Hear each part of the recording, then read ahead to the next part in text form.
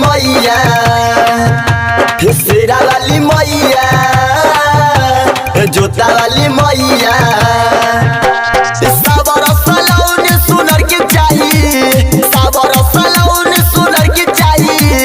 शेरा वाली मैया, जोता वाली मैया, शेरा वाली मैया हमरा लोभर चाहिए, जोता वाली मैया हमरा लोभर चाहिए, थावे वाली मैया हमरा लोभर चाहिए, जोता वाली मैया हमरा लोभर चाहिए। साबर सलौन सुनर के चाहिए, साबर सलौन सुनर के चाहिए। शेरा वाली मैया, जोता वाली मैया, शेरा वाली मैया हमरा लोभर चाहिए, जोता वाली मैया हमरा लोभर चाहिए, थावे वाली मैया हमरा लोभर चाहिए, जोता वाली मैया हमरा लोभर चाहिए।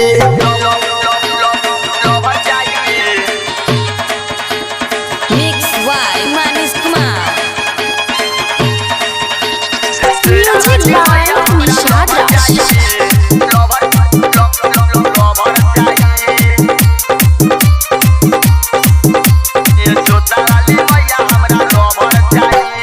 जहिया पुरई बनाई हमर के आस हो, हर साल करब हम तोर नवरात हो।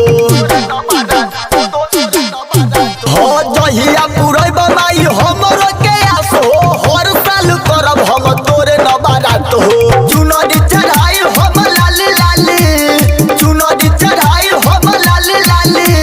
शेरा वाली मैया, जोता वाली मैया, शेरा वाली मैया हमरा लोभर चाहिए, जोता वाली मैया हमरा लोभर चाहिए।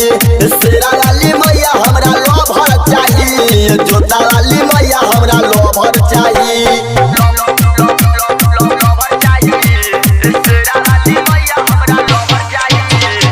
Music by Nishad Raj. आप सुन रहे हैं अमरजीत सावरिया के आवाज में। राइटर मंजीत कहे डीजे निषाद हो, माई तू पुराई दन मनवा के आस हो। राइटर मंजीत कहे डीजे निषाद हो, माई तू पुराई दन मनवा के आस हो।